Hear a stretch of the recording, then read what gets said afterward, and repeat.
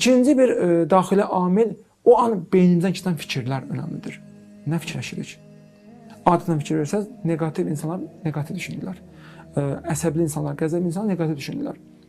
Məsələn, deyirəm mən bu insan cavab verməsəm, bu insan yer alır. Bu işi davam etdirəcək. Öz aləmində sanki tarazlıq yaratmaq üçün. Bəli. Sanki. Əslində zahirən o cür deyil. Elə deyil. Bəzən də olur ki, insanlar öz gücünü isbatlamaq üçün ondan istifadə edirlər.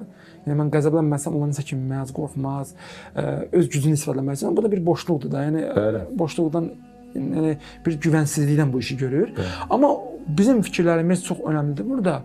Tutaq ki, bunun ailəsində keçmişdə məsələn atası ya anası buna vaxt ayırmayıb və yaxud uşaq vaxtında oyuncaq almayıb və yaxud ayrı-seçkilik qoyub uşaqlar arasında birini çox istəyib, birini az istəyib.